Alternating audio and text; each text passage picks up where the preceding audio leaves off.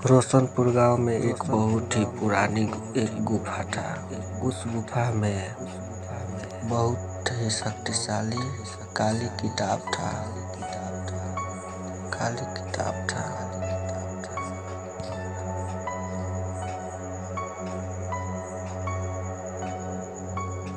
उस किताब में ऐसा मंत्र था कि मुर्दा शरीर में जान डाल देता था और उस गांव के लोग कहते हैं कि उसी किताब में छुपा है एक खजाना का राज।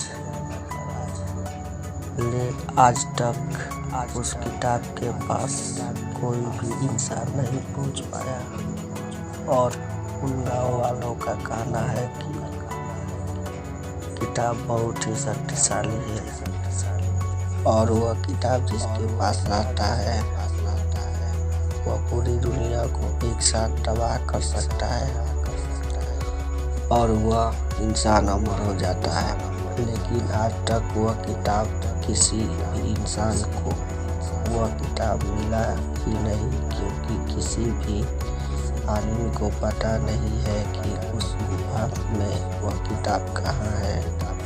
इसलिए आज तक कोई भी इंसान उस किताब को हासिल नहीं कर पाया और कई इंसानों ने वह किताब को हासिल करने के लिए अपनी जान गंवा दी, लेकिन आज तक वह किताब किसी भी इंसान के हाथ नहीं लगी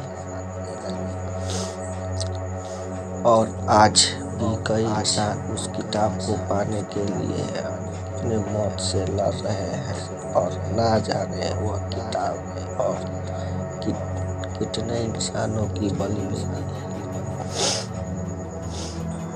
उसी गांव में एक रमेश नाम का लड़का रहता था। वह बहुत ही लालची और घमंडी था। उसी का एक दोस्त जो शहर में रहता था।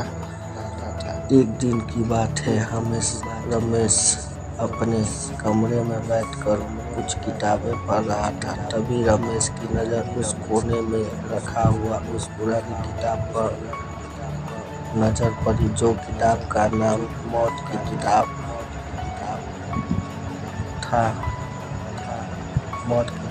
था।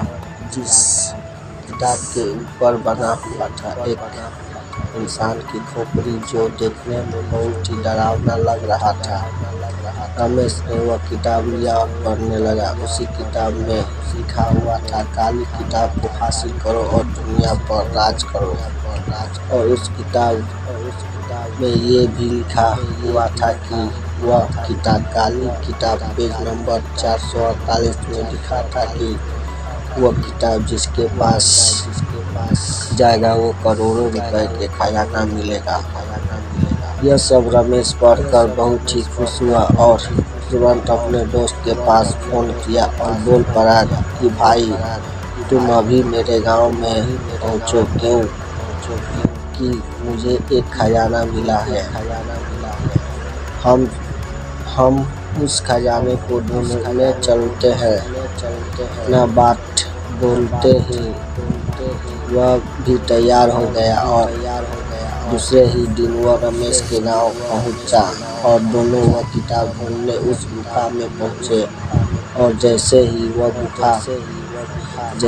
वह दोनों गुफा में पहुंचे थे कि उन दोनों का मौत उसी गुफा में हो गया और दूसरे दिन उन दोनों की लाश एक तालाब में मिली।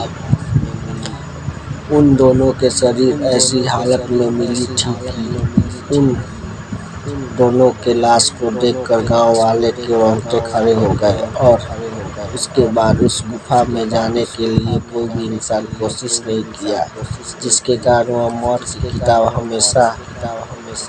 हमेशा के लिए उस गुफा में दफन हो गया। वह किताब नहीं था, वह मौत की किताब थी।